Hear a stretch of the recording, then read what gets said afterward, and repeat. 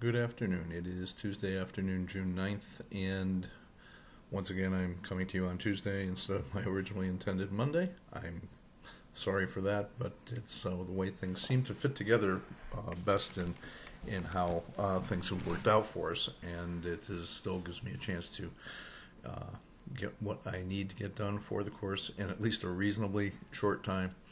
I will make another effort at getting the discussions should be finished with grading this afternoon. The assignments, I will attempt every way possible to finish them tomorrow, Thursday morning at the latest, so that you have a chance to use them. So that's a quick dive into mechanics this week.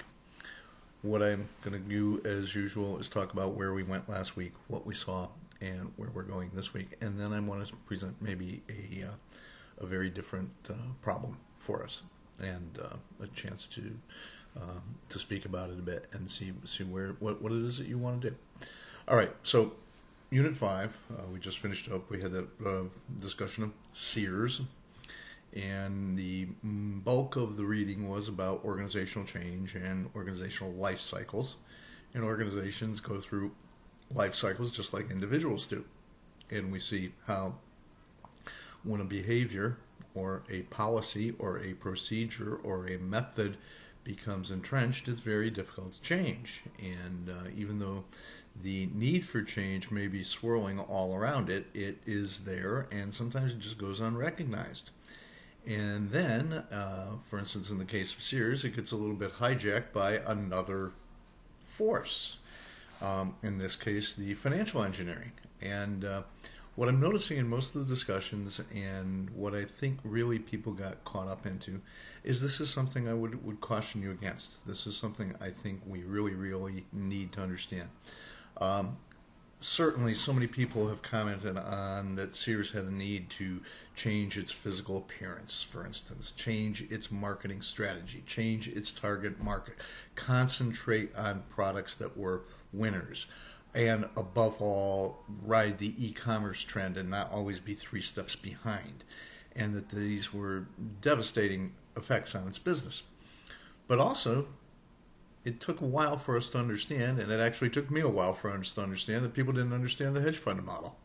And I had to insert some material in there. I wish I had done this weeks ago, so that people could understand how a different set of pressures was now operating on Sears, and it was radically different than was operating a traditional retailer. And so what I'm getting to is so many people jumped on that e-commerce and that marketing aspect and that actually changes in store strategies, changes in product line and things of that nature, that which glossed over a very fundamental thing going on with them was a change in their financial structure, the change in the goals of the organization. And what I'm cautioning everyone against is it's so easy for us to see the surface problem, to see symptoms, and go ahead and try to fix those symptoms of a problem, and sometimes we haven't gone deep enough into the root cause to see what else is there. What are other options that we have? What are other things that we may have to take care of in order for the problem to be fixed, or for the problem to return? And this happens in organizations just like it happens in, say, treating a physical illness in a person. This is what we need to do. So the thing I'm actually find myself writing to many people this morning is just expand your horizons. Go in there and see what else could have been done. See what else could have been beyond the obvious. You're treating the obvious very well. Now, what's the not so obvious, but that may be fundamentally wrong with the patient, so to speak, and to see where it's going. Now, this week we're going to go ahead and go into a concept called organizational learning. And how do we learn in organizations? How do organizations become and foster growth inside of them? And what do we mean by growth in this case? What do we mean? Is growth financial growth, or is growth personal growth? Is growth, what is it? And how does it affect the way we're organized and the way we treat each other within the organization and the way we treat our customers and our constituents and our stakeholders? This is important. And we have, again, a little, for discussion, a little exercise in a retail situation. Retail is pretty simple because a lot of people, we think we understand it. It is really a very, very complex business. and but it's something we think we can wrap our heads around, and see what we can talk about when we have this thing about store learning and see what happened. I think you can find it interesting. And what I really want to urge people to do is go back to everything we've done in prior units. Okay, don't just stick with this unit. This is why I ask you, don't just read the question and answer this question. Read the question, answer this question, and yet use every question in the first 5 weeks that's come before it to answer this question as well. That is one of the reasons I've had to say to many people, please don't write the question into your answer. Why? Because it ends up dictating your answer and it doesn't allow you to think expansively enough. All right, I said I wanted to talk about something a little different, and I'm sure you can guess what's coming, but maybe not in the way I'm going to do it. Obviously, unless you have been living under a rock, you cannot have avoided the great, I will have a word, upheaval, awakening, consciousness, everything I can think of to say about the situation that has enveloped just about everything we see and think about and do, which is the reaction to the tragic death of George Floyd and the conditions that led to it. Not just specifically in the policing incident in that caused his death directly, but in the whole context of what has caused some really, really difficult, entrenched, I won't say intractable, but entrenched problems in our society.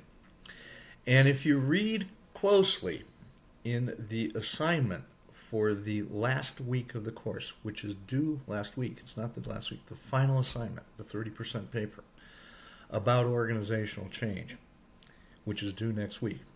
We ask you to do some very comprehensive thinking about how an organization can change. And we direct you to use the company you've been following right along in the weekly assignments to be the vehicle for this discussion. What I would like to propose is giving everyone an option. And, of course, following the assignment as written is one of the options. But the other would be, if you want to take that assignment and take that model and look at it in the lens of what's happening in this country, and look at the country, the society, as an organization, because that's what it is.